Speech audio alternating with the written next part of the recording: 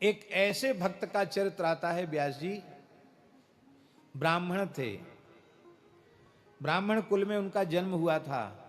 उन भक्त का नाम था श्री हरिपाल। और भगवत कृपा से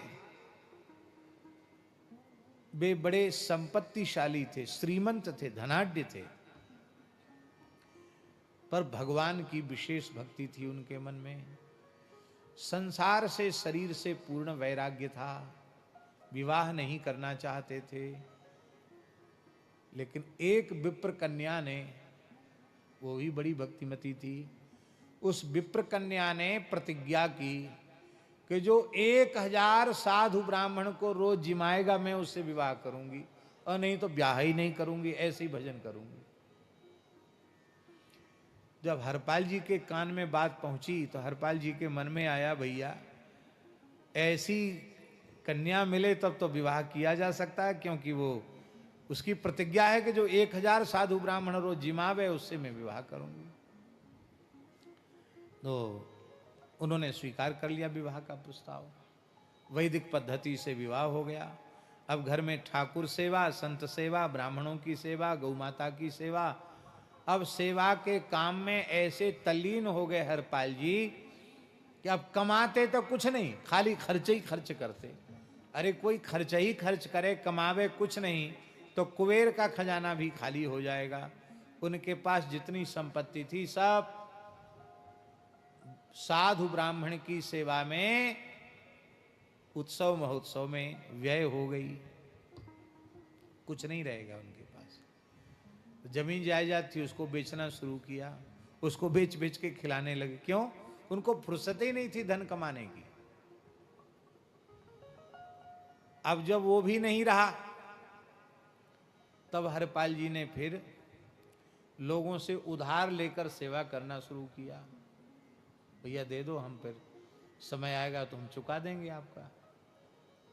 तो बड़े आदमी थे, बड़े आदमी की बाजार में साख होती है तो लोग सोचते हैं कि ये जरूर कहीं न कहीं गाड़ के इन्होंने कोई खजाना रखा होगा, अभी बेचते चले जा रहे हैं, जब चाहेंगे 1 मिनट में सबका चुका देंगे। ऐसा लोग मन में सोचते थे। इसलिए लोग उनको, बड़े आदमी थे, बड़ी साख थी उनकी, तो उधार दे देते। लेकिन जब उधार चुकाने का अवसर है तो उधार चुकाने की शक्ति ही नहीं थी। तब लोग समझ गए कि तो उधार तो ले लेते हैं पर देने का तो नाम तक नहीं लेते हैं। तब लोगों ने उधार देना भी बंद कर दिया। पर इन्होंने गौ ब्राह्मण संतों की सेवा बंद नहीं की, वो सेवा करते चले गए। जहां व्यास जी पक्षियों को चुग्गा डालने लग जाओ, धीरे धीरे हजारों पक्षी आने लग जाते हैं।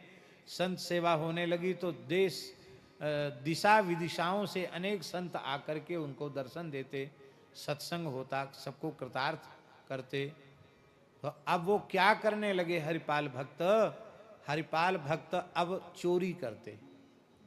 चोरी आप लोग मत करना ये काम, इसलिए हमने पहले सावधान कर दिया कि आप कहोगे तो चोरी करके भी सेवा की जा सकती है। पहले हरिपाल जी जैसे अपना सर्वस्व लुटाओ, बाद में सोचना ये बात। अब पहले ही सोच लोगे तो गड़बड़ हो जाएगी। ये अति भक्ति का चरित्र है। तो चोरी क्या करते महाराज जी?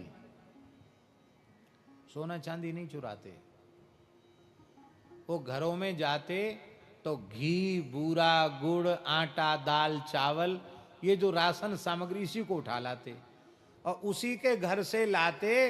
जो कमाता तो खूब, साधुओं की, ब्राह्मणों की सेवा नहीं करता, उसी के घर जाते, सबके घर नहीं जाते। जो भक्त है, धर्मनिष्ठ है, सेवा करता, उसको क्या लेना। एक वैश्य के यहां हरपाल जी पहुंच गए चोरी करने। वो वैश्य भगवान का बड़ा भक्त था। उसके घर में घुसे और आटा, दाल, चावल, घी, बूरा सब अलग अलग रख लिया उन्होंने, बांध लिया चादर में अपनी, और बांध करके वहां जाने वाले थे। तब तक वो वैश्य की लड़की जग गई। उसने धीरे से अपने पिताजी से कहा, पिताजी लगता है घर में कोई चोर घुसा है, हल्ला मचाओ, लगता है घर में कोई चोरी कर रहा है, वो सब सामान उठा रहा है। तो उस वैश्य ने क्या कहा धीरे से, अरे बेटी चुप हो जा, सो जा। हम तो इसीलिए रोज अपने दरवाजे पर कुंडी भी नहीं लगाते कि कभी महान संत सेवा प्रेमी, साधु सेवा में प्रेम करने वाले भक्त राज हरपाल जी की चरणरज हमारे घर में पड़ जाए। ये चोर नहीं है, ये तो इस नगर के गांव के महान संत श्री हरिपाल विप्र हैं, जो हमारे अन्न चून को साधु सेवा में लगाएंगे। साधुओं में कहावत है कि जिसका चून उसका पून, साधु को पाप न पून, न पाप न पुण्य, जिसका चून उसका पुण्य।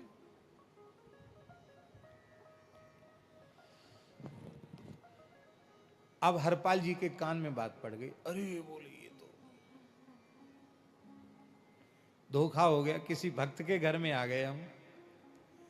तो अपने गांठ का पिछौरा भी वहीं छोड़ के चले आए। पर वो वैश्य भी कम नहीं था व्यास जी, वो वैश्य सवेरे ही सारा सामान लेकर पहुंच गया। बोले महाराज मेरे मन में बहुत दिन से मनोरथ था कि आपके यहाँ कुछ अन्न चून सेवा में लग जाए, आपका वस्त्र भी है, ये भी है, और कुछ अधिक ले जाकर उसने समर्पित किया। ऐसे सेवा करते थे। एक दिन ठाकुर जी ने परीक्षा ली। जैसे ब्रह्मचारी जी के साथ बड़ी जमात है, ऐसे ही कोई विशिष्ट महापुरुष आए, उनके साथ संतों की बहुत भारी जमात थी। और वो जमात जैसे हरपाल जी के यहाँ पहुंची, हरपाल जी ने सबको साष्टांग प्रणाम किया, आओ आओ महाराज महाराज विराजो विराजो विराजो।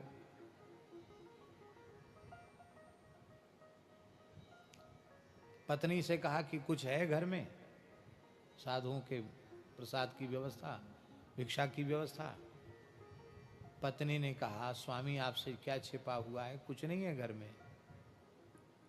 अच्छा कोई बात नहीं, महात्माओं को पता ना चले, कहीं इनको पता चलेगा कि घर में कुछ नहीं है, कहीं चले गए साधु तो ठीक नहीं होगा। इनको प्रेम से बिठाओ और देख तेरे कान में थोड़ा सा स्वर्ण है, उसी को दे करके और कुछ बाल भोग की व्यवस्था हो जाए, अब बाकी व्यवस्था सब ठाकुर जी करेंगे। तो अब रात तो थी नहीं जो ले आते, दिन था, क्या करें। तो आज मन में सोचा कि दिन दहाड़े ही राहजनी करेंगे। राहजनी जानते हो ना, राहजनी समझते हैं कि नहीं, रास्ते में खड़े होकर किसी को लूट लेंगे।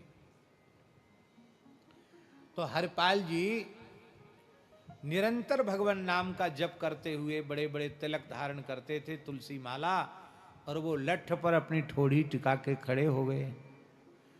और हे द्वारिकाधीश प्रभु, आज संतों की लाज रख दो, आज हमारे मेहमान घर में आए हैं, घर में खाने को कुछ नहीं है, कोई मालदार आदमी भेज दो, एक बार में ही लूट कर सब व्यवस्था हो जाए।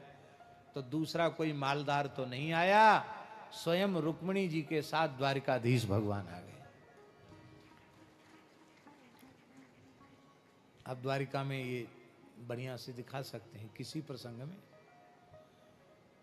तो जैसे ही ठाकुर जी वहां चलने लगे द्वारकाधीश प्रभु, तो रुक्मिणी जी ने कहा कि प्रभु इतनी हड़बड़ी में इतना सेठ बनकर और इतना हीरा जवाहरात पहन के, कहाँ बढ़िया अंगूठियां पहन के, हाथ में क्या होता है वो सोने के कड़ा वगैरह पहन के, कमर में कोंधनी बांध के खूब सोना लाद लिया।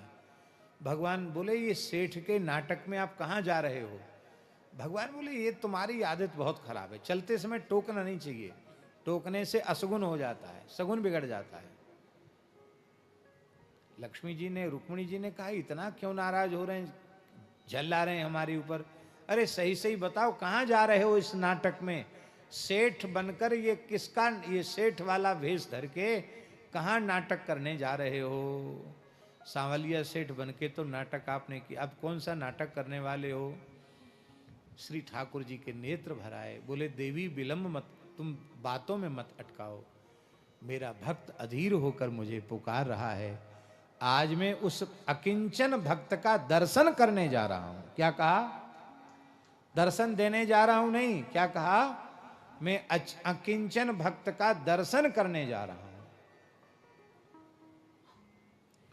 रुक्मिणी जी ने कहा तब तो हम जरूर चलेंगे, आपका दर्शन ब्रह्मा देवता करना चाहते हैं और आप जिसका दर्शन करने जा रहे हो उसका दर्शन तो हम जरूर करेंगे।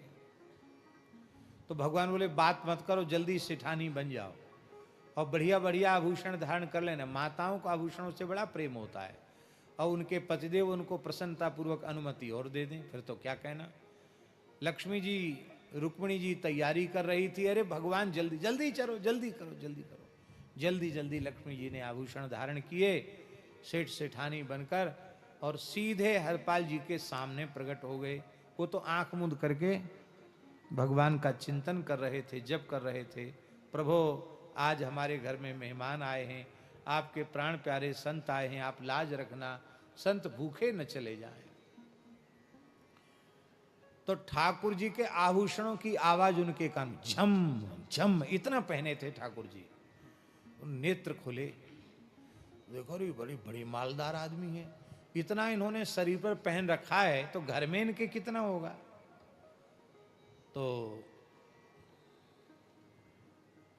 हरपाल जी ने हाथ जोड़कर कहा, भगत जी राम राम। भगवान कुछ नहीं बोले। अरे भगत जी आपने सुना नहीं, जय श्री कृष्ण, जय द्वारिकाधीश। इतना सुनते ही तो ठाकुर जी तो नाटक करने गए, क्रोध में तिलमिला गए। अरे बोले हम खूब समझते हैं, तुम्हारे जैसे ये भक्तों का भेष बनाने वालों ने देश का बेड़ा गर्क किया है। हाँ, दिन भर राम राम करते हो, रात में चोरी करते हो, हम सब जानते हैं। वो तो भगवान तो ठीक ही बोल रहे थे, दिन भर राम राम करते हो, रात में चोरी करते हो। ये तुम्हारे जैसे लोगों पर हम विश्वास नहीं करते हैं, और हम तो ऐसे ढोंगियों को भीख तक नहीं देते हैं। जाओ अपना रास्ता नापो। हरपाल जी ने सोचा मन में कि ये तो बहुत भारी दुष्ट है, ये महाविमुख है, ये भगवान के नाम को सुनकर इसके भीतर आग लग गई। अरे राम राम बड़ा भारी, ऐसा नास्तिक आदमी तो हमने देखा नहीं, इसको तो जरूर लूटना है। तो हरपाल जी बोले, कोई बात नहीं भगत जी, मेरी बात से आपको कष्ट हुआ, आप क्षमा करें, मैं आपकी कोई सेवा कर सकता हूँ, सहायता कर सकता हूँ, तो आप मेरे लायक कोई सेवा बताइए। भगवान बोले कि हमको अमुक नगर तक जाना है, और हमारे पास तुम देख ही रहे हो कि बहुत आभूषण हैं, और कुछ हीरे जवाहरात, कुछ मुद्राएं भी हमारे पास, कुछ धन भी है हमारे पास। और हमने सुना है कि यहाँ इस क्षेत्र में एक बहुत बड़ा डकैत है, उसका नाम हरपाल है, लूट लेता है वो, तो उससे हमको बड़ा डर लग रहा है, तो उससे सुरक्षित बचाकर हमको इस जंगल के रास्ते को पार करा दो। हरपाल जी बहुत प्रसन्न हुए, चलो हमारे ही नाम ले रहा है। बोले हाँ हाँ है तो वो बहुत ऐसे ही आदमी जो आप कह रहे हैं, आपने ठीक कहा, पर एक बात है, हम आपको वहाँ तक पहुँचाएंगे, आपका कुछ सामान भी उठाएंगे, आपको वहाँ तक पहुँचाएंगे सुरक्षित, तो आप हमको क्या देंगे। बोले तुम जो इच्छा हो सो मांग लो। तो हरपाल जी ने कुछ मांग लिया, कहा देखो हमको मजदूरी पहले दे दो, क्योंकि हमारे घर में कुछ मेहमान हैं जिनसे उनके कुछ प्रसाद की व्यवस्था हो सके। और हरपाल जी को उन्होंने कुछ दिया और उन्होंने घर जाकर दे दिया, सब व्यवस्था हो गई। अब हरपाल जी चलने लगे, तो ठाकुर जी ने क्या कहा कि देखो भगत तुम आगे आगे चलना और हम पीछे पीछे चलें, क्यों, एक तो रास्ता तुम्हारा देखा हुआ, हमारा रास्ता देखा हुआ नहीं है। दूसरी बात यह है कि सामने से कोई चोर बदमाश, कोई शेर भालू चीता कोई आ गया तो कौन हमारी रक्षा करेगा, आप आगे आगे चलो। तीसरी बात, आप पीछे मुड़ के मत देखना, क्यों, हम अपनी सेठानी के साथ क्या बात करते हैं, आप भगत आदमी, आपको सुनने की क्या जरूरत है, आपको देखने की क्या जरूरत है। हाँ बिल्कुल ठीक बात है, हम नहीं देखेंगे। अब ठाकुर जी रुक्मिणी जी से बात कर रहे हैं, देखो रुक्मिणी जी बीच बीच में कहते हैं कि कुछ गौ सेवा करने। अरे बोले महामूर्खता का काम है गौ सेवा में पैसा खर्च करना, साधु सेवा, अरे बोले ये तो और ही वज्र मूर्खता का काम है, ये निठल्ले बाबाजियों को खिलाने से क्या मिलेगा। अरे पैसा है, पैसे से पैसा बढ़ता है, इसको और बढ़ाना चाहिए। देखो इतने खजाने वहाँ भर गए हैं, अब वहाँ एक नया खजाना स्थापित करना है, वहाँ नया धंधा खोलना है। अब रुक्मिणी जी भी भगवान का रुख समझ रही, रुक्मिणी जी सेवा की बात कहती, भगवान उसको फटकारते हैं। और ये कान में सुनते हैं, पीछे देखते नहीं, क्यों शपथ दिला दी है। भगवान ने ऐसा क्यों किया? ऐसा इसलिए किया कि भगवान सोच रहे हैं ऐसा साधु सेवा प्रेमी, ऐसा अकिंचन भक्त, इसकी चरणरज में मस्तक पर लगाऊंगा, ये देखेगा तो मेरी लीला बिगड़ जाएगी। अनुब्रजाम हम नित्यम पूये ये त्यंग्री रेणु ही। अब बातचीत सुन के उनको निश्चय हो गया कि ये मालदार बहुत है, लेकिन आज तक इसने कोई अच्छा काम किया ही नहीं। ऐसे आदमी का धन तो सेवा में लग जाए तो बहुत अच्छा है। तो बीच जंगल में उन्होंने अपना साफा खोला और बिछा दिया रास्ते में, जोर से लठ पटका धरती पर। खबरदार, एक पैर यहां से आगे बढ़ाया तो जितना माल पानी ये सब रख दो, यहां सारे आभूषण उतार कर यहां रख दो। भगवान ऐसे ऐसे कांपने लगे। रुक्मिणी जी मन में सोचने लगी कि मधुकैटभ के आगे नहीं थरथर कांपे, हिरण्यकशिप हिरण्याक्ष के आगे थरथर नहीं कांपे, रावण कुंभकर्ण के आगे थरथर नहीं कांपे, शिशुपाल दंतवक्त्र के आगे, कंस के आगे थरथर नहीं कांपे। ये क्या हो गया इनको? कलयुग में लगता भगवान भी कमजोर हो गए हैं, ये इतना क्यों डर रहे हैं? रुक्मिणी जी की समझ में नहीं आ रहा था। वो अब तक यही नहीं समझी थी कि यही भक्त हैं। पर ठाकुर जी ने सब डरते डरते सब आभूषण उतार दिए। रुक्मिणी जी की ओर कहे, तू क्या कर रही है? रख सब आभूषण। रुक्मिणी जी ने भी सब रख दिए। एक कन्नी अंगुली में एक अंगूठी रह गई। हरपाल जी की नजर पड़ी, बोले ये क्यों रह गई? कहा ये थोड़ी ऐसी है कि वो निकल नहीं रही उंगली से। क्यों नहीं निकल रही है? हम निकालेंगे तो सब निकल आएगी। अरे नहीं, ऐसे तो उंगली छिल जाएगी, टूटे ही जाएगी उंगली। बोले उंगली छिले चाहे टूटे फिर ठीक हो जाएगी, पर इस अंगूठी को हम नहीं छोड़ सकते, क्योंकि पता नहीं कितने संतों की सेवा इस अंगूठी से हो जाएगी। उस अंगूठी को बलपूर्वक खींचना चाहते थे। रुक्मिणी जी रुष्ट होकर कुछ साप देना चाहती थी, तब तक भगवान द्वारिकाधीश रूप में प्रकट हो गए। बोलो द्वारिकाधीश की। और जब वे द्वारकाधीश हो गए तो रुक्मिणी जी भी अपने स्वरूप में प्रकट हो गई। हरपाल जी फूट फूट कर रोने लगे, प्रभु आप हमारे साथ लीला करने के लिए आपने ही ये नाटक किया। निहिकिंचन एक दास तासुके हरिजन आए, विदित बटोही रूप भये हरि आप लुटाए। ना भाजी कह रहे हैं भगवान लुट गए। भगवान ने कहा आप जैसे भक्त तो हमको लूट ही लेते, हम तो खुद लूटने आए थे। बहुत अच्छा हुआ, और अब ये संपत्ति आप अपने घर ले जाओ। अब अक्षय होकर यह धन आपके यहाँ रहेगा। चाहे जितनी गौओं को खिलाओ, चाहे जितने ब्राह्मणों की सेवा करो, चाहे जितने साधुओं की सेवा करो, अब तुम्हारे यहाँ संपत्ति का कभी अभाव नहीं होगा। ले जाओ इसको। हरपाल जी बोले कि हमको लोग कितना मूर्ख कहेंगे कि ठाकुर जी को तो जंगल में छोड़ आया और धन ले आया, और भगवान आज जो आपका हमें दर्शन हुआ है इसके मूल में मेरी पत्नी का योगदान है। उसकी साधु सेवा में भावना न होती तो आज आपका दर्शन हमें कैसे होता। हम यहाँ से लौट के जाएंगे और धन देंगे, और वो पूछेगी कहाँ से लाए, तो सारी बात बतावेंगे, और जब सारी बात बतावेंगे तो वह बड़ी दुखी होगी कि बताओ हमको दर्शन भगवान का नहीं हुआ। तो आप कृपा करें, आप मेरी पत्नी को भी दर्शन देकर कृतार्थ करें।